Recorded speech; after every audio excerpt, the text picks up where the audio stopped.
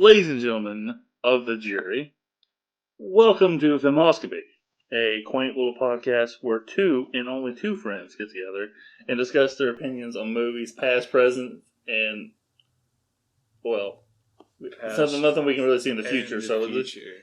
Past and future, yeah. Shut up. Our next episode is going to be about a movie that's only in our brains. It hasn't seen the light of day yet. It's going to be incredible.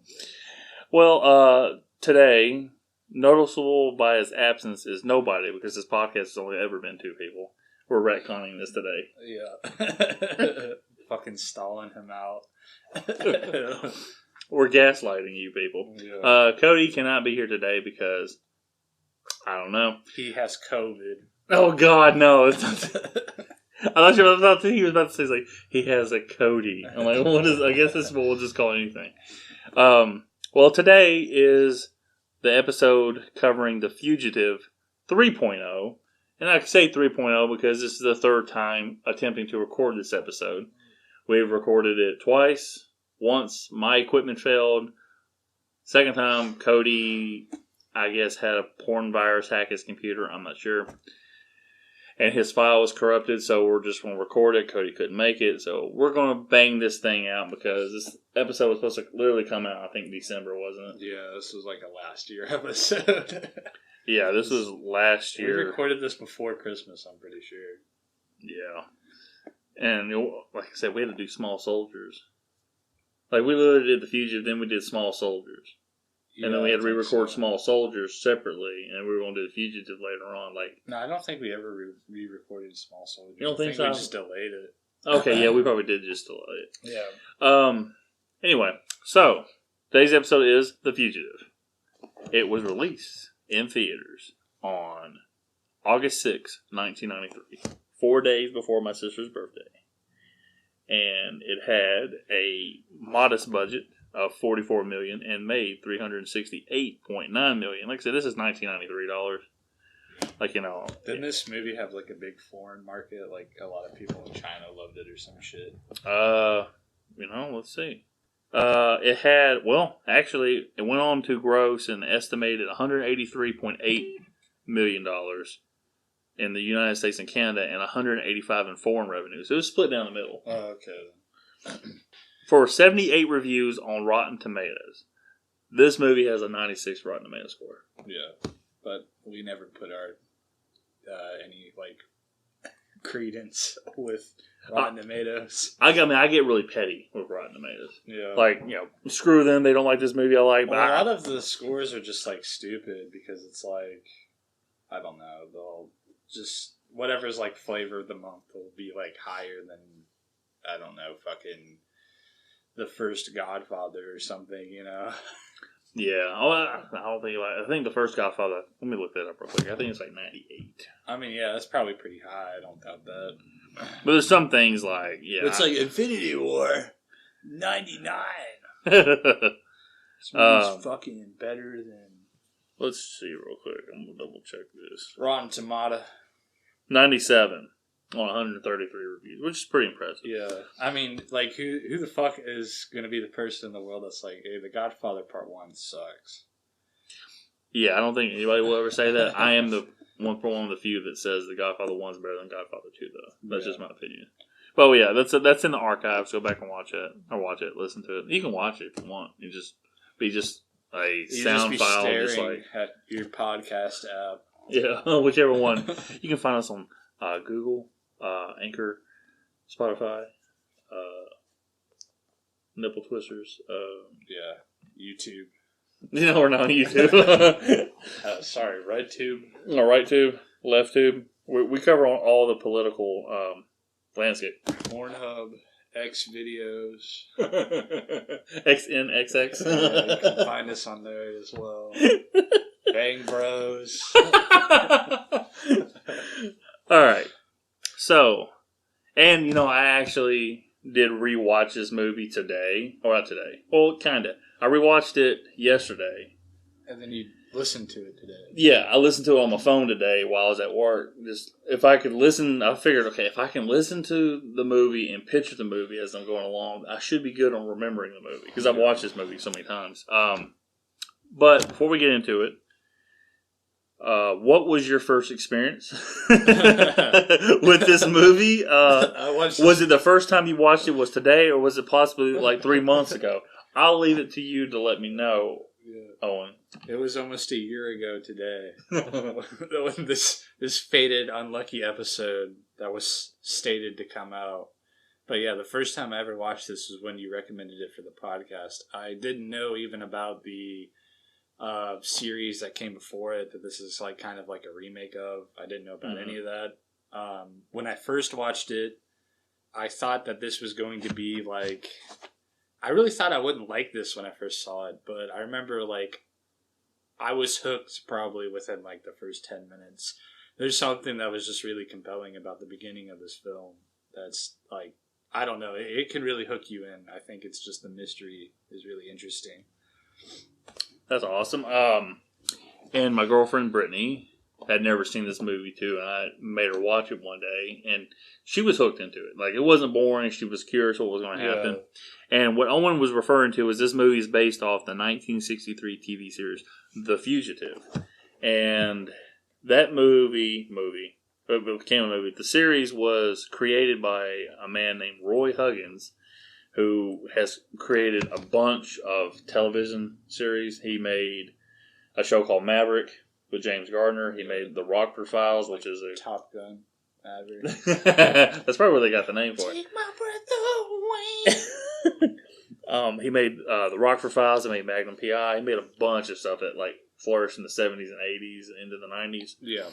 And that show was actually one of the few shows that actually had a definitive ending to it. Because most TV shows were like sitcoms or shows, they never had a definitive ending when they ended the show. Like, companies just ended the thing. They always just looked at it like people didn't have an investment into it. The original show was like, it had like an arc throughout the series, didn't it? Yes, it was. It literally was like this movie condensed. Yeah, it was like a miniseries or some shit. That's really weird for like a 1963 TV show. Yeah, and think about it like this. It went 4 seasons, 120 episodes, 90 in black and white, and 30 in color. And the runtime of each episode was 51 minutes. Yeah. So it was like this. Is this movie just like one season or something, or is it like? No, this movie's just like kind of condensed. I think I never watched the old show. Obviously, my grandparents did. Yeah. And I never really asked them when I could have the chance to. But it was one of those, like, I guess every episode was just him trying to get closer and closer to the truth. And he would have to do something. Like, this episode has another adventure for him to get to a next step or whatever. And he has a Gerard character chasing him throughout the entire series. And then I think at the end, Gerard lets him go. Like, he catches him, but then lets him go find the one-armed man or something like that. Yeah. And then the one-armed man, that's literally the episode. He finds the one-armed man, he fights with him on a water tower, then he falls over and dies. Takes his other arm. And shoves it up his ass. Yeah. And this thing, actually, the show was nominated for 5 Emmy Awards and won the Emmy for Outstanding Dramatic Series in 1966. In 2002, which was 20 years ago, it was ranked number 36 on TV Guide's 50 Greatest TV Shows of All Time. And the ending, the final episode, let's see here, was a 2-part final episode called The Judgment. And let me see here. Part 2 of the finale was the most watched television series episode up to that time. It was viewed by 25.7 million households, 45.9% of American households with television set, and a 72% share, meaning that more than 78 million people tuned in for it.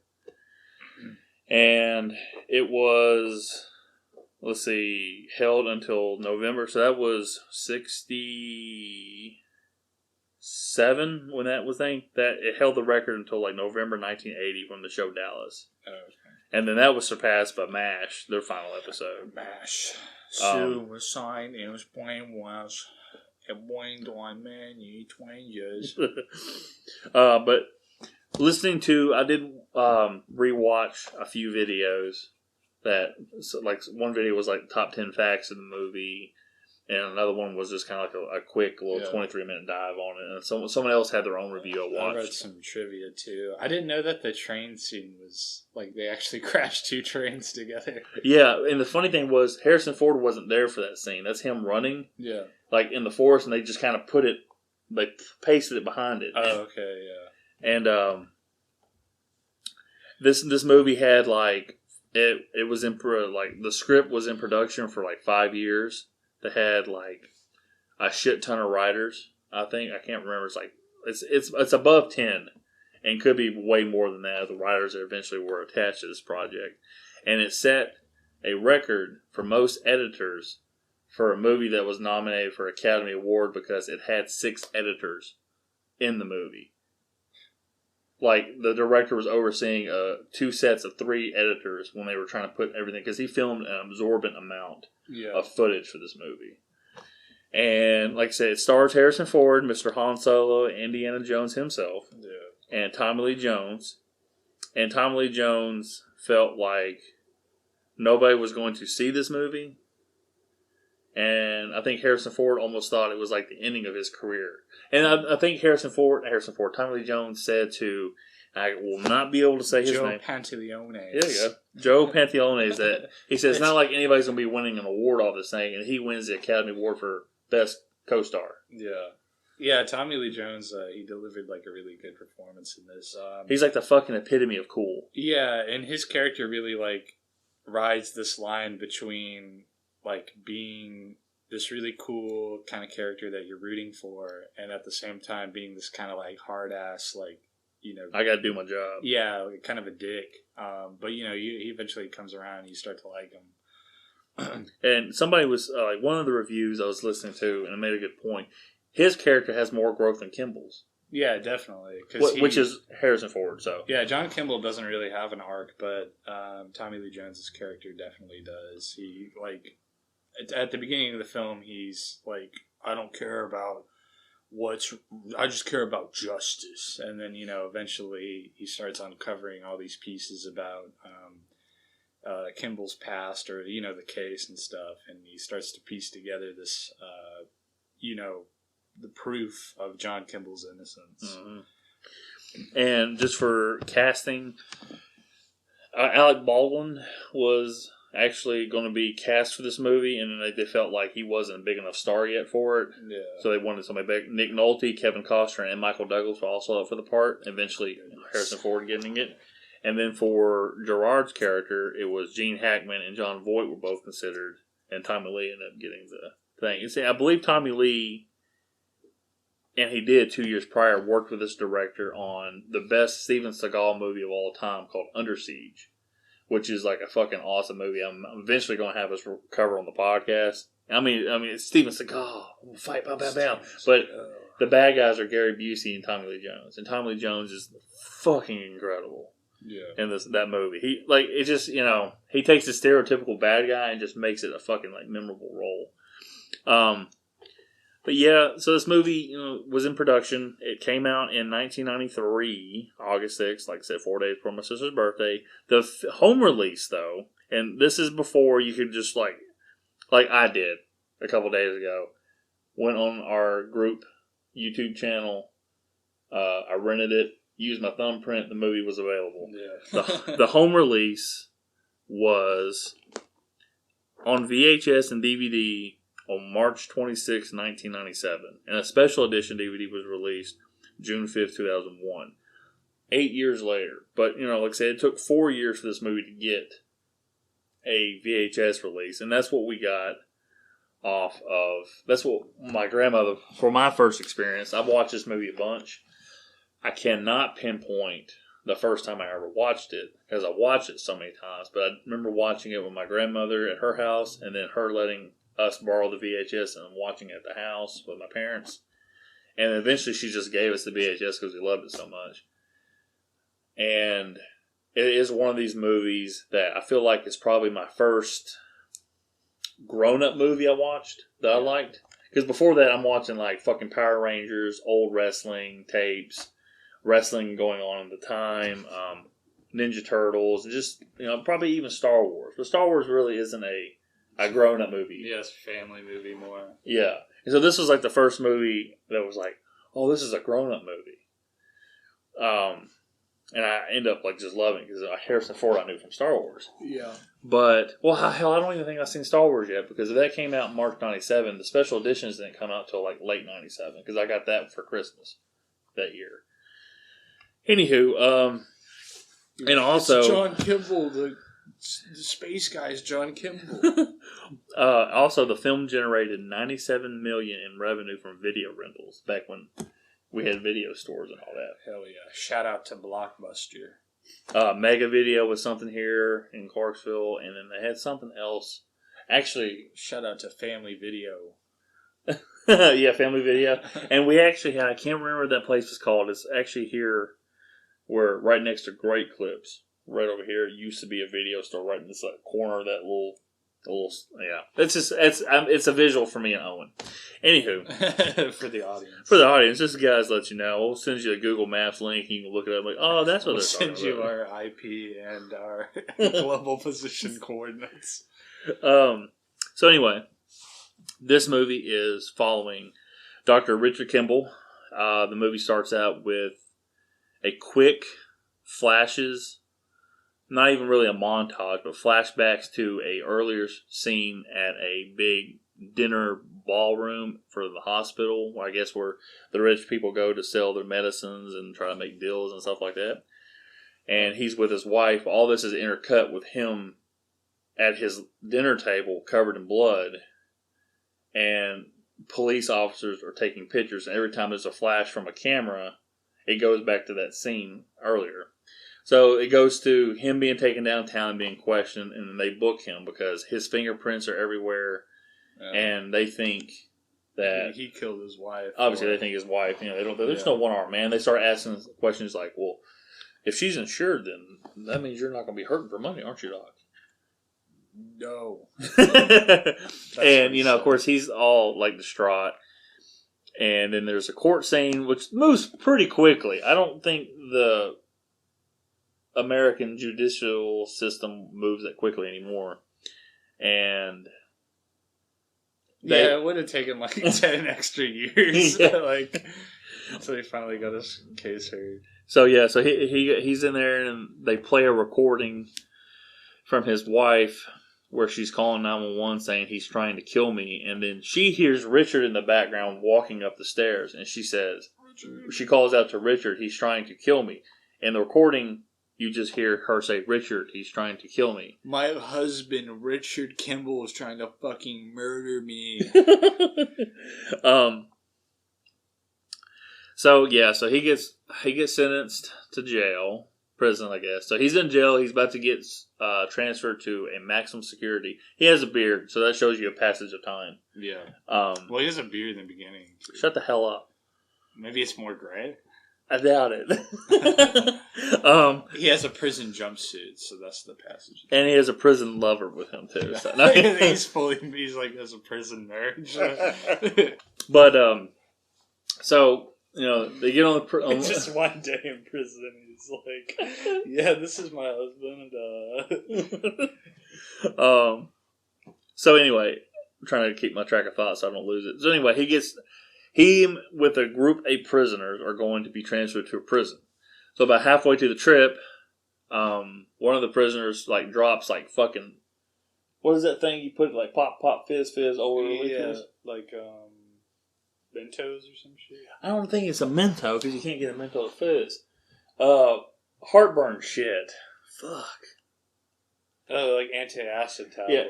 Yeah, antacid. He sort of starts foaming at the mouth. They go in there and then, one of the guards goes in, and the other guy who plays on The Office is Office Space, the movie. Yeah. He's like, we're almost there. He's like, let's get these motherfuckers here. And the guy goes in there, and then, like I said, the dude's faking it. There's a struggle. Everybody gets shot and killed by the dumbass police guard who's randomly aiming the gun everywhere as he's fighting somebody and hitting the trigger. So he shoots the bus driver. The bus tumbles over a slight cliff, if you will. Yeah. And this is one of the things in the movies that's kind of funny. When it hits the ground, there's no train tracks anywhere. Yeah. And then all of a sudden he's on train tracks for the scene. It's God, somebody build some train tracks. God, we gotta deliver something now. This bus is just making shit work terrible for us. But going into like just the rest of it, so Kimball escapes, and the whole movie. I don't want to bore everybody with like the plot because I'm gonna be missing a bunch. The whole movie is him trying to find who killed his wife because he knows he's not crazy. He did fight with a one-armed man. Yeah. Nobody else believes him because obviously he's a fugitive on the run now. And the whole movie is scenarios as he's trying to get closer to the truth. He keeps like running from the law. So he's fighting two battles. He's trying to find his wife's killer to prove his innocence. And he's also being chased by not just the police, but Gerard. Which U.S. Marshal, yeah, U.S. Marshals. And when he first gets introduced, like I was saying earlier, you kind of, he's like confrontational and shit. He's kind of like a dickhead, so. Yeah, because that first scene where he's, it's like, I want every outhouse, penthouse, doghouse, look for it, and all that stuff. And he says, and someone pointed out in the review, when he says his name, he goes, Dr. Richard Kimball. When he says doctor, he shakes his head like I'm smarter than this guy. Fucking doctors. And Tommy Lee Jones's character, like Mr. Wayne. I don't know how I went into Bane. Dr. Gerard. Fuck. U.S. Marshal Gerard Butler. God, that would be a terrible movie. Gerard Butler was in that. Can you imagine? I remember when he was like, it was a big thing because after like 4 or 5 years after like 300, he was like really fucking huge as a star. He was the star of 300? Yeah, he was Midas. Yeah. Oh, with the Midas touch. The blonde haired guy? No. I don't know his name. But he was the dude that this is Sparta. Oh, that's King Leonidas. Well, I said Midas. This is Leonidas. Yeah, it was close. The last syllables match. He obviously didn't have the golden touch. I can't remember him in any other movie besides that. He was in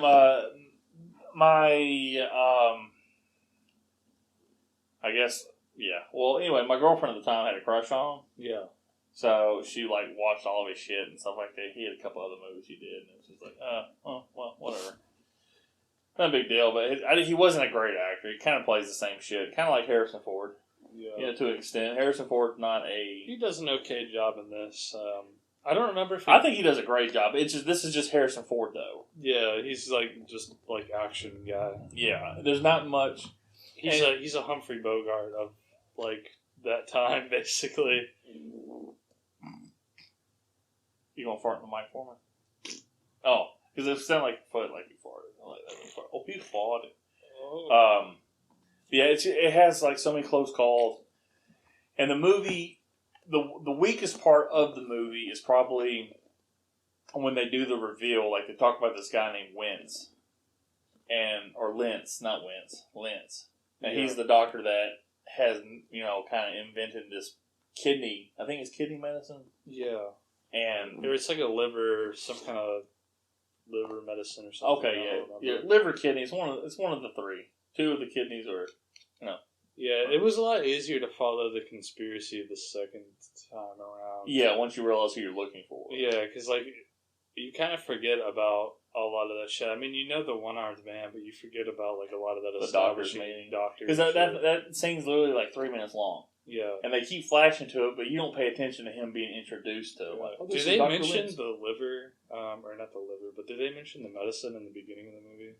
They did.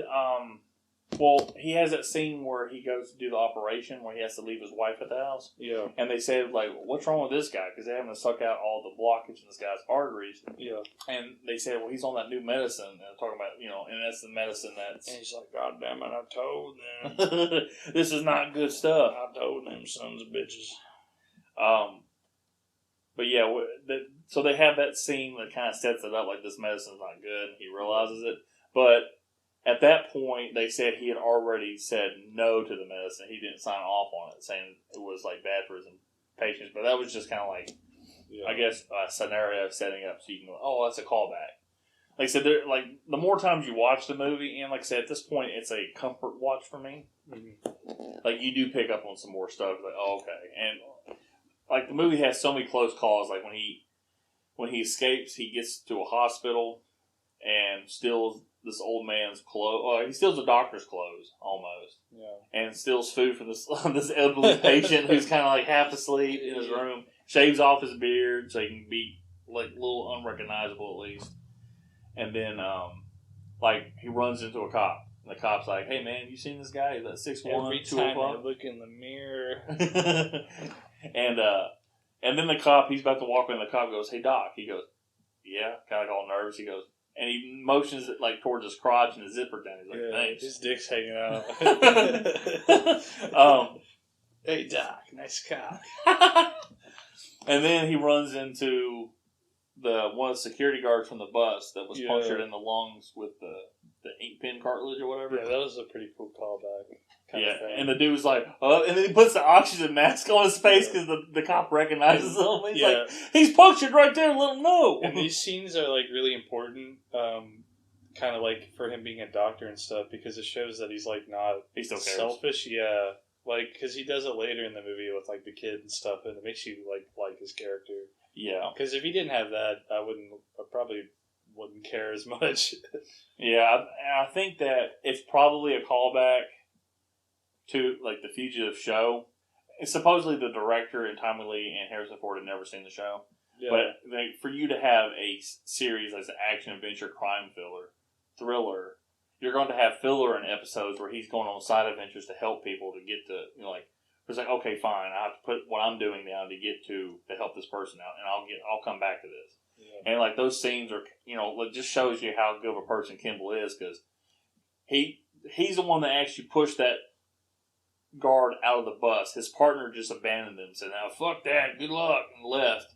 So he pushed the guard out of the bus and shows you that. And then when he sees him, he tells him exactly where he's injured, and then the one guy carrying the paramedic's like, "How the hell did he tell that by just looking at his face?" X-ray vision. And there is a scene later on where he has a fake name tag. He's a custodian. Yeah, because he's trying to get into the office where they have all the information for like people with prosthetic arms, because he's trying to find the person, the one-armed bandit, the sticky bandit. Yeah. His arm sticks at the sink and he's running away or whatever. The man with one cock. Oh god, the one-cocked man. I think that's everybody. Wait, really? Yeah, it could be.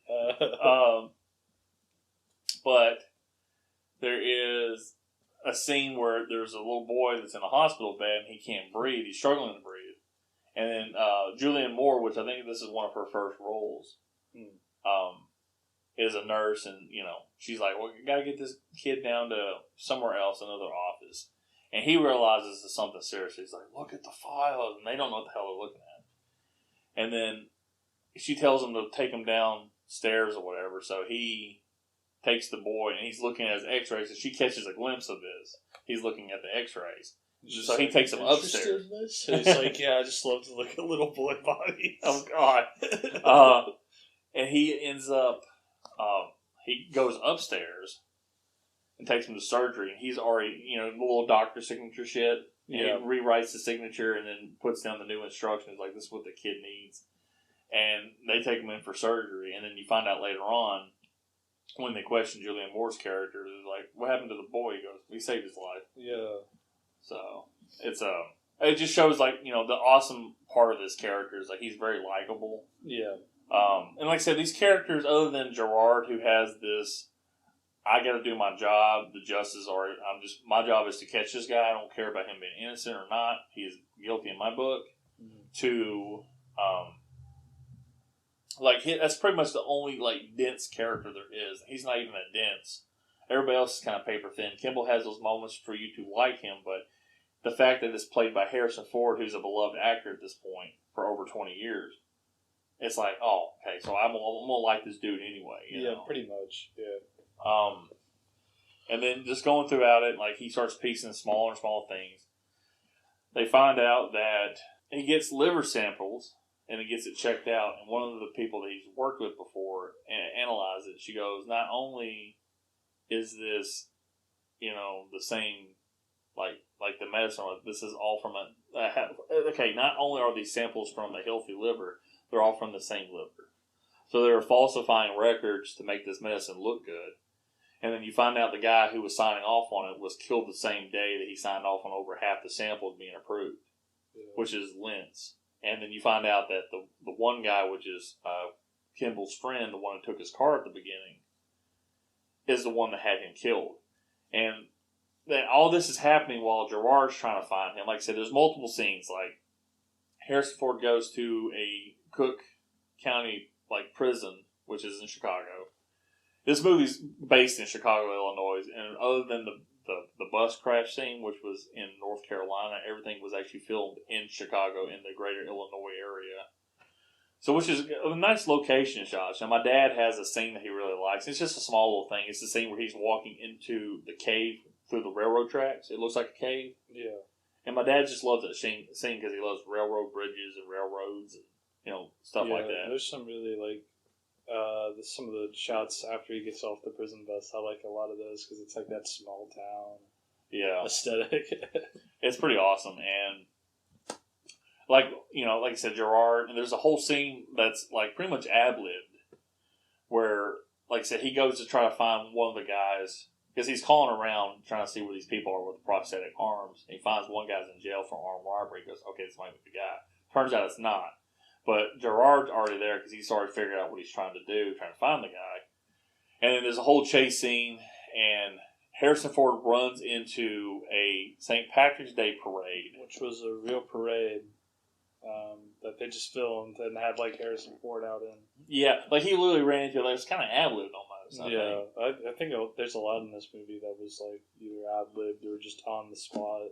Yeah. Kind of stuff. And they were able to film a good bit before people started recognizing it as Harrison Ford, and it was But there's one ad-lib line, which is probably the most famous line in the movie, is when he's chasing him the first time, and he's in that little sewer system, and he gets down, it's a little slope from the opening going down to the main tunnel of the sewer.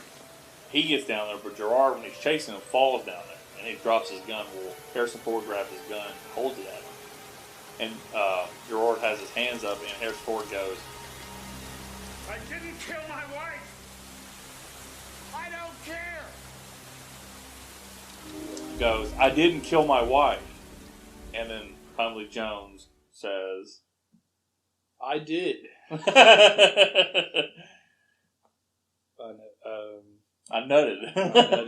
No, he says, I don't care. And that was ad-lib. I don't know why I kept thinking, I know. It's fucking Han Solo. I know.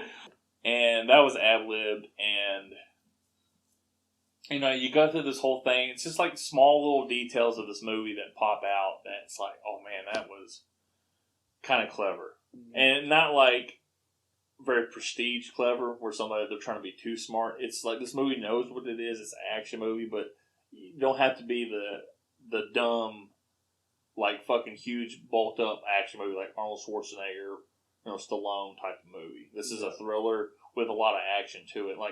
One of the writers of Die Hard was a co-writer of this movie that fixed the script.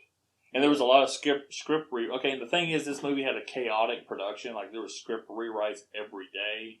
There was a lot of ad-lib. And, this movie had the makings of a disaster.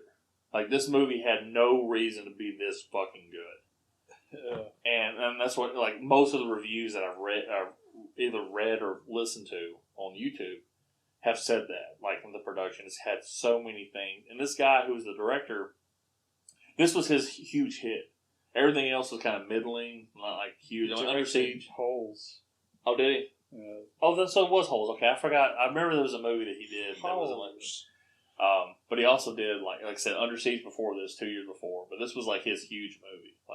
And it was just a lightning in a bottle. You had two actors that everybody loved, and Tommy Lee Jones and Harrison Ford. Was Tommy Lee Jones big at this point? Or? I don't know if he was big. Sorry.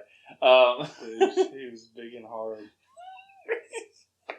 I don't know if he was big, and this movie set him off into a bigger career because he did win the Academy Award. Because 2 years before that, he was in a Steven Seagal movie, and he was the bad guy, and he was already an old looking individual, so he's been in movies. But Steven Seagal was a huge star in the 80s.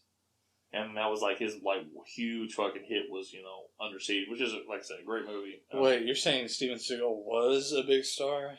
He is a big star in Russia. He's please speak Just speak English, please. He's so stupid. I think the last movie that Steven Seagal had that was released theatrically, I said that word wrong, but whatever, was... No, I said it right. Okay. Was Half Past Dead. And it was him and Ja Rule.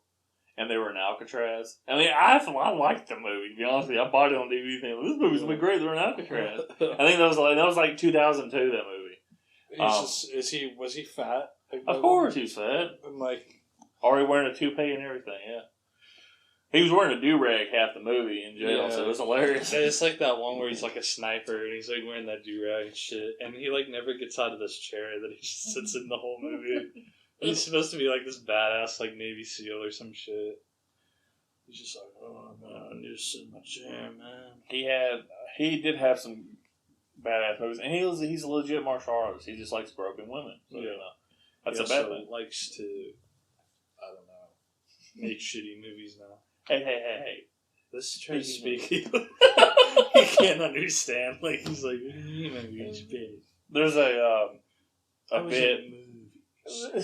There's a bit on a radio show that's syndicated all over the U.S. called Bob and Tom. Yeah. And they used to have a bit, like somebody would call in, and he was Steven Seagal. And it was spoofing the fact that Steven Seagal had that cop show. And he was like, you know, most of my life I may have been an actor. For the last 20 years I've been a cop. And he goes, and then it has some other thing come up. And he's like, last 30 years I've been an open heart surgeon. And they'll be like, oh, really? An open heart surgeon? He goes, yeah. And actually, I'm in a surgery right now. Yeah. So make an incision here. And then make an incision here. And the dude wakes up like, yo, man, you Steven Seagal. He goes, oh, he woke up. Yeah, man, I get that a lot. Yo, man, you Steven Seagal. You lay down on the table, all right? I mean, you're bleeding a lot. He goes, hey, easy, Jackie Chan. He goes, oh. He called me Jackie Chan. He goes, I'll give him Chinese Star. And you hear the guy goes, oh, in the back. And then he goes, Steven Seagal, lawman. Anyway. So Steven Seagal is not really a deep actor, but Tommy Lee Jones steals that movie from Steven Seagal and Gary Busey. And Tommy Lee Jones, I mean, I don't think he steals the movie. I just think he's just awesome. Because I mean, in this one? Yes. Yeah, he's just like really cool. I mean... They wouldn't have made like a spin-off TV show about... Oh, no, it's a spin-off movie. It's a sequel movie. It's a sequel movie? Is it any good? No. It's got Robert Downey Jr. when he wasn't a huge star anymore at that point in the 90s. And it's got Wesley Snipes, but it's kind of like the same plot. And I don't think it's the same director either. So. Yeah, it's really weird that Robert Downey Jr. was famous, and then he wasn't famous. And then he became famous again. Yeah. He just like, you know, the boy next door type of deal. Of course, he's kind of wacky and shit like that. He was real charismatic and everything. Yeah. But he was great. He had a small role in a Rodney Dangerfield movie called Back to School, which is awesome. And, yeah, I want to... You had a small role in the movie called Iron Man. Yeah, just a small role. I'm actually watching the MCU movies with my girlfriend now. She's never seen them. As they chronologically released? Yeah, as they're released, not like chronologically from the story. I didn't go like, let's go watch Captain America Civil War, Captain America First Avenger. One? Oh yeah. And then let's go watch Captain Marvel because it's in the 90s. And then I'm watching with like Iron Man 1. We just watched Incredible Hulk. I'm about to watch Iron Man 2 and then Thor. Incredible Cock. I actually like the Incredible Hulk movie. With Edward Norton, they replaced him after that movie with Mark Ruffalo. Buffalo Bill. But yeah, so she's always like, I like him better than the DC movies. I'm like, you shut up. Okay? But anyway, I like to see Tommy Lee Jones in a Marvel movie. That'd be pretty badass. Yeah, he should be Thanos. Like, just redo the whole character to be Thanos. He should just put his face on it. Someone did a recolor of Thanos as like a human man, what he looked like. And he looked like this 40-year-old offensive lineman from the Los Angeles Rams. Did they keep his ball sack chin? Yeah. But they made him have like a little bit of a beard, and they had like a male pattern baldness. It was like, that's fucking did my man dirty. They gave him a small cock, too. Oh, God. And I will say this: the Dark Side looks better in the Zack Snyder Justice League than Thanos looks like in the Marvel movies. That's just my opinion. Yeah. I'm all for this getting off track here, but oh yeah, I'm just like, well, I mean, I'm looking at we're only recorded 41 minutes. Yeah, I'm like, oh shit, we gotta add some stuff in. The problem is that we really said everything over like 2 episodes. Yeah, we have, and it's kind of hard to like. As much as I love this movie, and I think Owen likes this movie, we'll find out in a minute. Shh, don't ruin it. I give this movie 3 out of 10 stars. You son of a bitch! I remember really liking the music, but you didn't like it this time. Nah, I had to play on 2x speed, so it didn't have the impact of it. Yeah, but I remember there being some really cool tracks in the soundtrack. Yeah, which I'm gonna have like this episode's gonna open up with the main theme. Like the first minute, 30 seconds of it. Yeah. And then I got the ending of this episode is going to be the final scene just playing over the audio, like him being taken out. But the music was done by Mr. James Newton Howard. And he is the guy who's done the Dark Knight trilogy music. You know, he was I think a student or a pupil, I guess it's the same thing, but of Jerry Goldsmith, who's done a lot of stuff. And let's see here, make sure I'm not. Okay, James Newton Howard did The Fugitive, Space Jam, Peter Pan, King Kong, The Dark Knight, Fantastic Beasts and Where to Find Them. Where do you find them at? He did I Am Legend? No. Yes, no. No? I don't know, maybe. Hold on. I Am Legend. Let's see.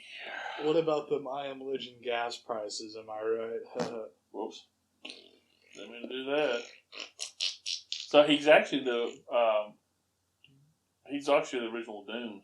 He did the music for the original Dune. Oh, that's cool. Let's see here. Anything else I remember? I like the music in the original Dune. We should watch Dune, even though it's like kind of late now. He actually did the music for Major League, which is a great baseball spoof fun movie. It's a good movie. Pretty Woman, which is a big movie. Which is a fucking shitty movie. Did you watch, I don't know why the Snyder Cut thing has been on my brain now, but I've watched it multiple times. So did you watch that one and then the other one? The one that came out first, the Joss Whedon. No, I didn't have to watch that because I've watched that one like 3 or 4 times, okay. like over the course of since it's been released. Because for context, the theatrical cut Joss Whedon version of Justice League came out in 2017. 2021 was the Zack Snyder version come out, so it was like 4 years, and I've watched it a couple of times, showing it to like my dad or my girlfriend or whatever. And Zack Snyder's movie, while be it 4 hours long, there's context of that is great. And it gives like a lot of spotlight to Cyborg, who's never going to get his own movie. A lot of spotlight to Aquaman and Flash to kind of set up their characters properly. It's made for streaming. Like, it was the perfect thing. He put all the time and effort he could into it. They, spent another $25 million making it. And he was just like, they're like, maybe we should release it like over the course of 4 1-hour episodes. He's like, no, it needs to be watched in one sitting. Which I think is awesome. Like, he got free reign to do his own version, and Warner Brothers didn't want to do that. Yeah. But it's really good. If you watch Man of Steel, Batman vs. Superman, the Ultimate Edition, and Zack Snyder's Justice League, they all fit perfectly. It's a great trilogy of movies. Yeah. And they're different than Marvel. That's the biggest thing. Like, people will complain, like, oh, their movies are too dark and shit like that. But if somebody tries to copy Marvel, you're just copying Marvel. It's like, what the fuck do you want? Marvel. And I like the Marvel movies, but I'm like, I don't know what the fuck you want someone to do if they made something too much like Marvel. They're like, oh, you're just copying Marvel if you make something completely different like these DC movies are. It's like, they're just too dark. I don't like those. Well, okay, fucking go play in traffic. I don't know what the fuck to tell you. I don't know. All the superhero movies are kind of stretched me thin. Well, let's do a quick thing. Did you like the Batman? The Batman? You don't want to save it for the... No, just a quick thing. Like, we're going to be doing a whole episode in like a fucking month. I don't think we're going to remember recording this. Yeah, probably. And Cody's going to listen to it and go, they ruined it for me. We just give the whole fucking plot, and he's like, no, damn it. I can't believe Killer Crocodile showed up in a realistic Batman. I can't believe that the Man-Bat showed up and then bit Bruce Wayne's cock. I don't think any of those characters would fit in this Batman universe. Yeah, definitely. Unfortunately not. This thing's even more like realistic than the Dark Knight trilogy. Yeah. But what is it with like modern Batman movies and like they try so hard to not have any of that like supernatural kind of elements to it? Well, I mean, they tried with Zack Snyder's Batman universe because he's with Superman. It's just everybody wanted to shit on the movie because it's the funny part. The people that shit on the Ultimate Edition of Batman vs Superman, which nobody wanted to watch because it's in theaters. Everybody said it was too long. Was 3 hours and 6 minutes long. Wait, what was the Batman vs Superman, the Ultimate Edition? The theatrical cut, which is missing a bunch of shit, it's kind of confusing. It's like 2 hours and 30 minutes. They made them cut it down. If you watch the Ultimate Edition, it makes sense. It's 3 hours and 6 minutes with credits. The Batman, which everybody's like, oh, it's so awesome and epic, is 2 hours and fucking 56 minutes. Like, what the fuck are we doing here? Like, yeah, but like, and I don't know, I really want to save it, but the Batman definitely went on for too long. Yes, it did, but nobody's talking about it going on too long. It's like, oh, this movie's great, we're going to suck on his nuts. Like, okay, look, for a first movie, I don't think. Do you mean like they're going to do a sequel? They're going to do it. Well, it's going to be a fucking trilogy. But I heard that Robert Pattinson didn't want to do it anymore. No, he wants to do it more. He said he has. It's unfortunately. He wants to wear his. No, unfortunately, I think he's good. I think I actually like. Well, damn it, I don't really. Well, I guess we can talk about it. Fuck it. We'll do a quick thing. We'll finish up the Fugitive here. Yeah. I mean, I liked his portrayal. Do you like it better than Christian Bale's? I don't really remember Christian Bale's. Swear to me. You know that his changing his voice and all that shit. I can't remember his too much though, so I can't really say. But I think those movies are defined by the villains more so than Batman. Yeah, definitely. And I think this Riddler's okay. Yeah, I don't. He was. He was better than Scarecrow in those movies, but he's not better than Bane or the Joker, in my opinion. Yeah, the Joker, baby. I'm the Joker. Baby. I think he was threatening, which was pretty cool. The diddler. He's hi guys when he's recording. Hey guys. Yeah, actually, there are some moments at the end I forgot where he loses his like threatening shit because there's so much like there's a couple like unintentionally funny moments in the movie. Yeah, or maybe it's if you listen to everybody that talks about it, everything's intentional, but everything's intentional. But it's good. I do recommend seeing the Batman. Okay. Like okay, which is cool. I like varying opinions. I don't want to come across as like I'm jerking this movie off. Yeah.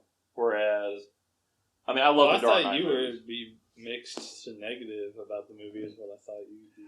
I think, like, just for my quick overview of it, the first half of the movie is fucking awesome. Yeah. I went in this movie, like, literally with the opinion, I'm going to fucking hate this movie and we'll find something to hate because it's not going to be better than The Dark Knight. And in the first 10 minutes, I'm like, okay, I get it. This is awesome. Yeah. But then it does drag along, and it's like, okay, I think how many fucking mysteries are we supposed to have? Yeah, when I walked away from it, I think I just remembered it, like, kind of fizzling out towards the end, yeah. Yeah. Which is nothing against, like, the filmmaker, Matt Reeves. I was about to say Christopher Reeve, but that was the guy who played Superman in the 70s and 80s. He's dead now. R.I.P. I think, like I said, somebody had, like, I watched somebody's quick review before I saw it, and he was like, yeah, the first act is, like, really incredible. The second act is kind of, like, dull. And the third act kind of picks it back up, but, you know, I guess it depends on the viewer. It's the first and then... The first lulls for you? You don't like the first? No, the first is great. Okay. And then the second is good. It's the third that gets boring because the third act's the one where it's like, the diddler is in jail, right? And yeah, he has to, the city's flooding and shit. That's where I kind of like was like, okay, I'm not really getting kind of boring. What's funny, like that epic scene, because this movie is that movie's set up definitely for cinematic shots. Like, this is art, shit like that. I mean, I liked the set design really well. I liked that part's cool. Gotham looked really cool. I mean, it was just New York, but like it was like. Because, in the Christian Bale movies, it's like just kind of a city. They don't have like a lot of that noir style to it, but this one definitely did. I liked that a lot.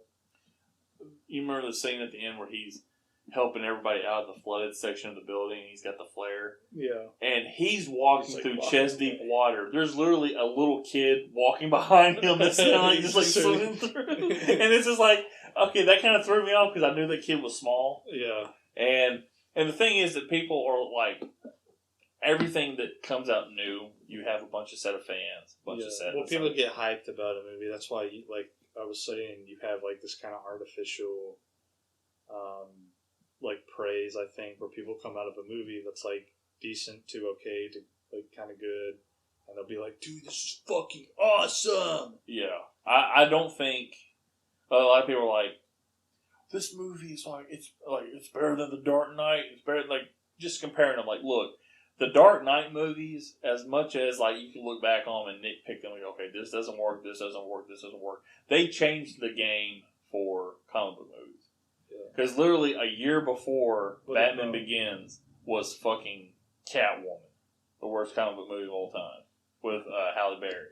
Literally a year before. That movie walked so this movie could run. Yeah, I would say like, of course, you know, you have the Spider-Man movies and X-Men going on at the same time, but the Dark Knight was like the more grounded, more realistic. Like, he doesn't have superpowers. He is a dude. There's an explanation for everything. Yeah, and you can tell the influence, and even Jon Favreau, who was the director of the first Iron Man, and Kevin Feige said that Batman Begins was influential on them when they made Iron Man, which is the first of the MCU movies. And not because it's dark and gritty, but they made it, okay, this is realistic, this makes sense, that type of deal.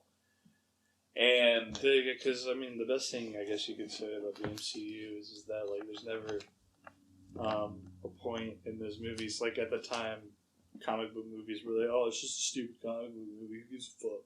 Yeah, there's kind of that kind of attitude in terms of like story writing. But you know, the Marvel movies kind of took themselves a little more seriously. Yeah, they did, and they made. Well, I mean, they took themselves like seriously, I think, in the story writing department. But you know, like the they overall the tone jokes of the movie, yeah, it does have like, you know, comedy in it, so it's like a good balance. Yeah, and they also got like, how do I really put this? They have a bunch of like just like ways of making it more plausible. Like, okay, here's the thing: when you go see a movie, or I always describe this to like my girlfriend about like kayfabe with wrestling. Okay, I know what I'm watching on TV is staged entertainment. They're trying not to hurt each other. There's going to be times to actually connect and all this other stuff. When you have something on wrestling that just beats this over your head, like, you know this is fake, right? Like when they have stupid zombies. Yeah. When they try to be like a live-action TV show where zombies storm the ring and try to like take some guy over. Yeah, it's just like insulting your intelligence. Yeah. Stupid. Like, I understand what this is. Don't insult my intelligence. And Marvel doesn't do that with their movies. Like Batman and Robin did. Because you got to realize that was kind of the huge thing. Yeah, so. Or like, what was that movie that came out in the 80s with Dr. Freeze or Mr. Freeze? But that wasn't the 80s, it was the 90s. I think it was Batman and Robin. Yeah, okay, yeah. And you had I think George Clooney was Batman. Arnold Schwarzenegger was Mr. Freeze. Uma Thurman was Poison Ivy. I mean, you had like stars in the movies. It was just a bad movie. And Joel Schumacher made the movie. He was a great director. Yeah, the movie was just really... Well, he may still be alive. I don't want to say... The thing about that was I think there was like a studio meddling, but I'm not sure. It was studio meddling, but it was also like... that movie was made to sell action figures. Like literally everything about it. Yeah. My favorite thing about the new Batman is the soaps that you bought us. So if we can That sounds like I'm your boyfriend, but I'll allow it. Well, they were podcast gift soaps. Are you still using the Riddler soap? Yeah, I used the Diddler one. But it smells like green apple is what the smell is supposed to be. Okay. But and so the soap has lasted you a while. It like one bar only lasts me like 5 days. Really? Maybe I'm lathering up too much. I don't know. Maybe. I don't know. But yeah, I mean they smell really good and they feel really good. And let's get a sponsorship from Dr. Squatch. Oh, dude, when we actually do the Batman episode in like a month, I guess, I'm definitely tagging it. Like, hey, I got this box. You want to sponsor us on Twitter or something like that? Just for some free soap every once in a while, thrown our way. Just to give me a fucking retweet would be awesome. I'm sure you guys got over like 100,000 followers on Twitter. We can do the soap you shower with this shit reenactment. But yeah, I want to try out Dr. Squash because I keep seeing these commercials for the natural soap. And then they had this Batman commercial. And it's actually sponsored the Batman. It came in like a little case. They have a Batman and a Riddler soap. I'm like, oh, cool. It's only $20. So I decided. They smell like really good. Like the Batman one smells like leather, and then like the Joker one. The Joker baby one smells like the Joker baby. The Riddler one smells like what's supposed to be a mystery one, but it smells like a green apple. Yeah, unfortunately, I can't smell, so I can tell it smells but different. You can taste it. No, so I will eat it. Or eat the soap. I mean, it's almost like I'm tempted because they're so like soft and they feel so nice. It does. It makes your skin feel nice too.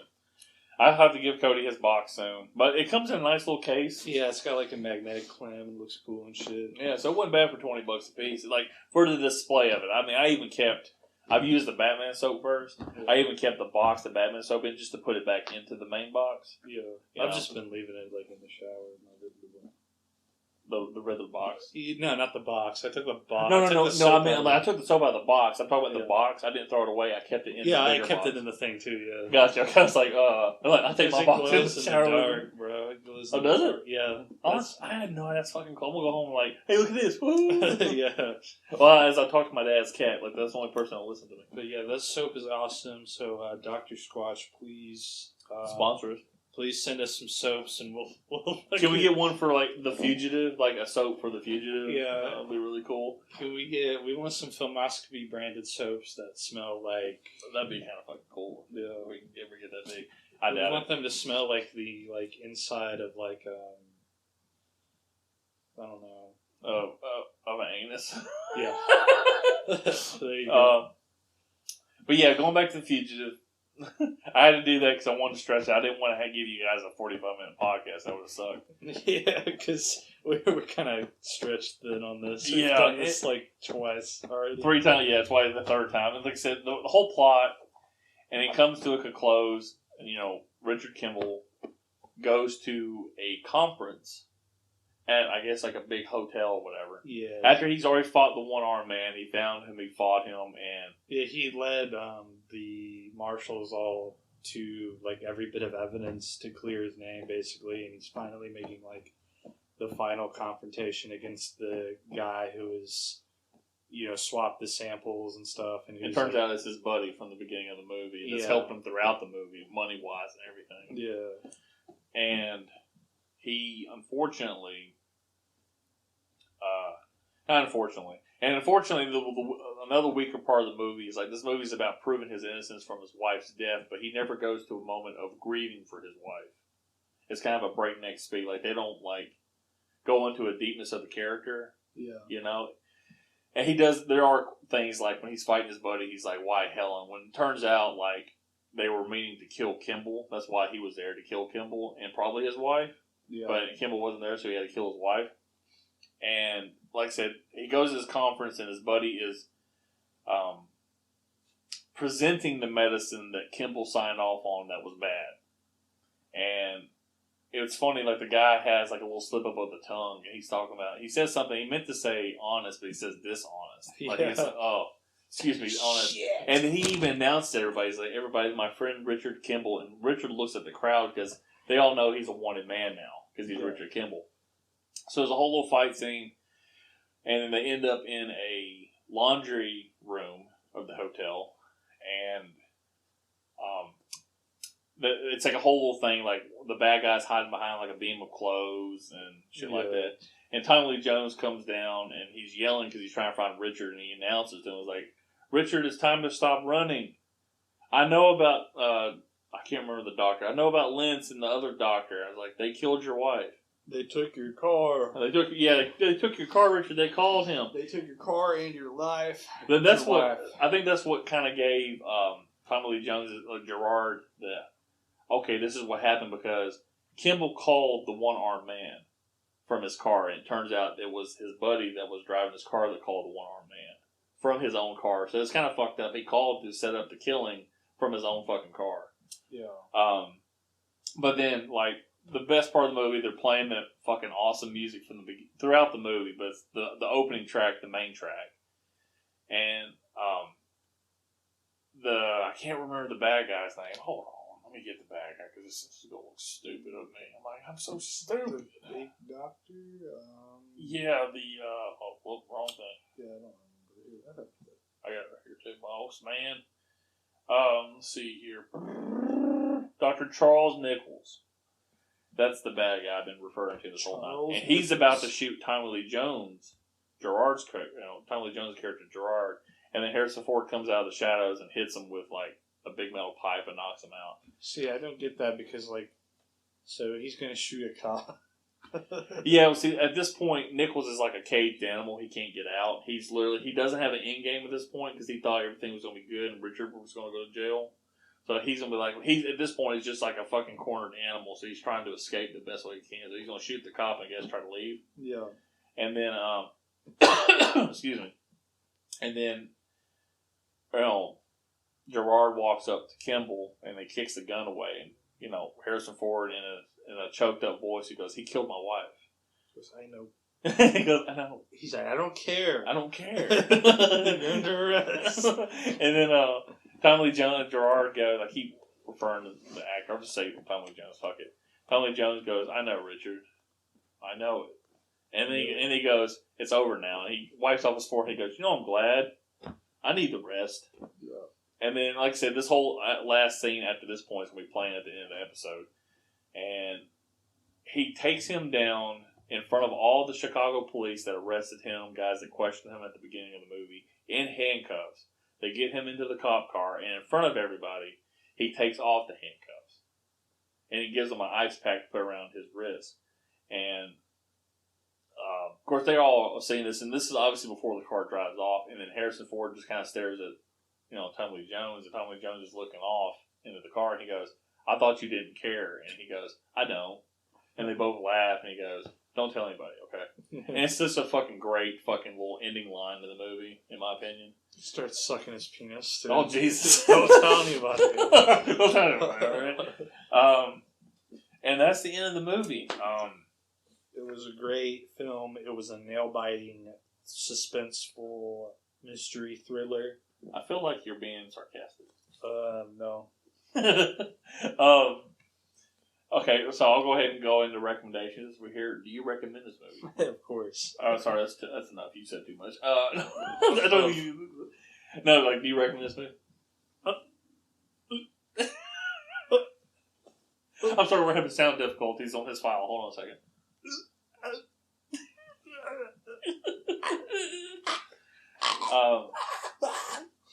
So since you recommended, what was your favorite part of the movie, if you had a favorite part? My favorite part is when he's he's in the dam and then he jumps. Oh shit! I forgot about that scene. Yeah, they have like this silly little puppet.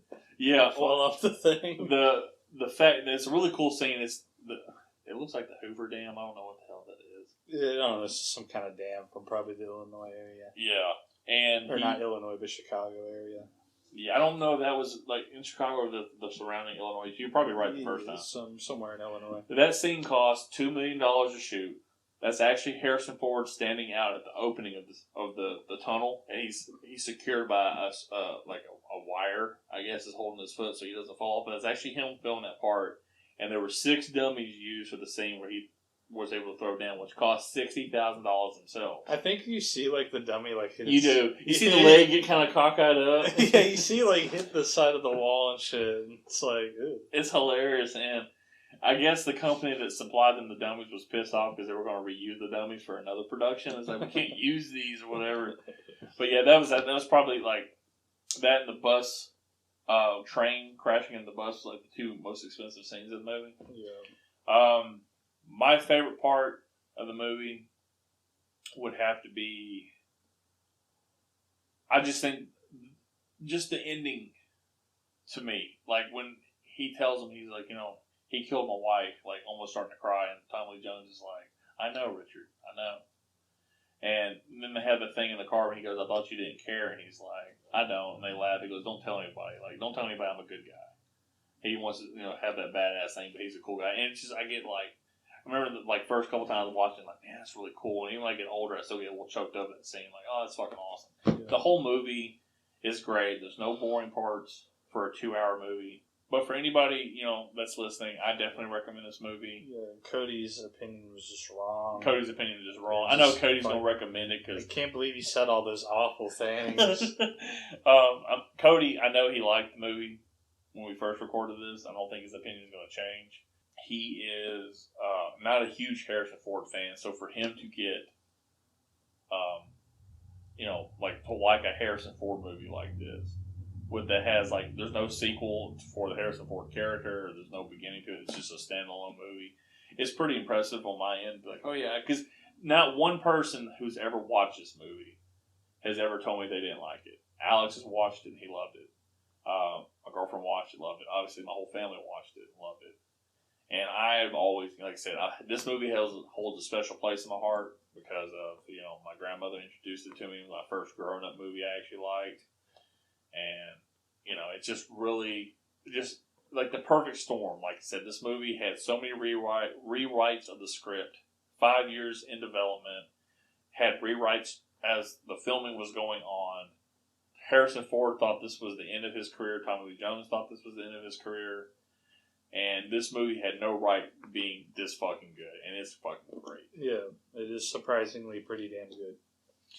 And, like I said, I don't know. I just appreciate the fact that I nailed it with this movie. Like, hey, because I remember telling you, like, I'm thinking I'm going to pick this movie. This is back in December. You're like, yeah, I've never seen it. And I know it wasn't one of those things you're like, oh, crap, I'm so excited to watch this. This came out the same year as Jurassic Park, 93.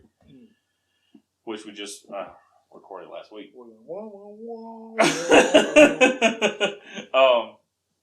But anyway, so the next movie we'll be doing is another Lance selection, and it's going to be Star Wars Episode 9, Rise of the Skywalker. Rise of the Cock Talker. The Cock Talker. The Cock I like that better. Rise of the Cocksocker. We're gonna be recording it right out of Skywalker Ranch. We're going. Is that where they? What is Skywalker Ranch? It's is that the where they do all the special effects, the sound effects, and everything? They have some studios or some companies out there that do special effects and lighting and sound design. But what Skywalker Ranch is George Lucas made a retreat for filmmakers and stuff that are his friends.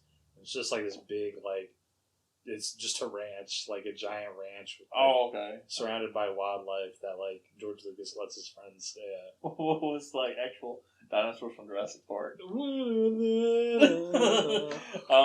So, yeah, that's where we'll be, That's pretty cool. I've heard the name Skywalker Ranch. I didn't know if it was, just something they called, where they filmed everything, special effect wise. That's where he writes and I think does editing or works with editors and stuff. Okay. Well, you learn something new every day, people. He called us out there because of our devotion towards his legacy and his neck roll, our honor of George Lucas. Oh, well, fuck him. Go ahead and put the no in Return of the Jedi. Hey, I'll tell you, I swear. I'll drown you in Ewok Lake. I bet he has something called Ewok Lake. Yeah, there's a lake there called Ewok Lake. That is amazing. I love that so much. I'll fucking drown you with Ewok Lake, you piece of shit. And he just films that scene in Apocalypse Now with all the pygmies. He comes out of the water. He's the lead one, but he keeps him. He goes, I could have done this scene better if I did the movie. Fuck Francis Ford Coppola. Is Francis Ford Coppola and him couple? I'm not saying that last name right, am I? It's Coppola. Is it Coppola? Yeah. Okay. Is Coppola and Lucas friends too? Are they part of the same group? Yeah, I mean, a lot of those old filmmakers are friends from the 70s to 80s. I mean, I didn't know Lucas was the same thing. Lucas is the only one that sells a head full of hair of all of them. Yeah. So, and John Carpenter's that emo kid. from the same group of kids. He wasn't friends with them though. He's like, I came out the same class. I'm doing my own movies. Like they're doing Jurassic Park and Star Wars, and he's doing Halloween. Yeah. Well, he's always been kind of like a weird, idiosyncratic kind of guy. So he's like, yeah, this is ironic. He doesn't know what irony is. So this thing's went off track, but yeah, I hope everybody enjoyed our little mini The Batman review. The Batman is not better than Venom Let There Be Carnage. Let there be a carnage. Let there be a carnage. Anyway, so I hope everybody out there gives The Fugitive a chance. I hope you like the sound files I picked out. If you didn't, I mainly picked them up because I like them, and if I ever go back and listen to this shit, I like to have this memory. So, anyway, everybody out there, be safe, and hope you have a good rest of your time, of your day, and your next podcast you listen to will not be as good as the one you just listened to, just to give you a heads up. Yeah. Spoiler alert. Exactly. That's exactly right.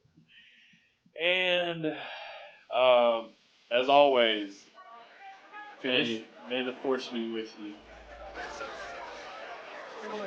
Kill Kimball's wife. As far as I know, Kimball did. He was convicted of it. He says it was a one-armed man. Now you've got a one-armed man in custody. Is that the guy who killed his I wife? have no idea. How many one-armed men are there around? At this point, there are a lot of one-armed men. You made a mistake. Kimball's one-armed man. That's all you're saying. The one-armed man is also there. I've never seen so much when I've been around here long. Seen that much police. You got a deadline. Play the wonder role.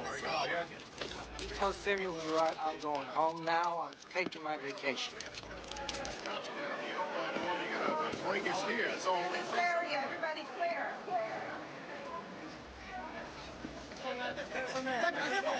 All right, let's go.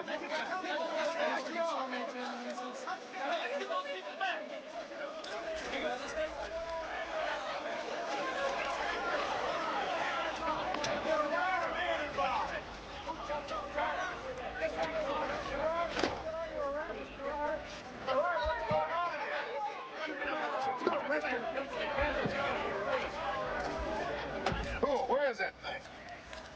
See those guys out here.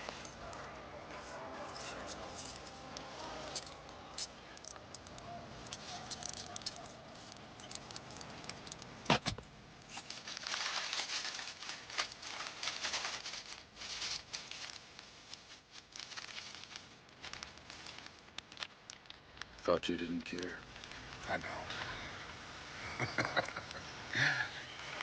Don't tell anybody, okay?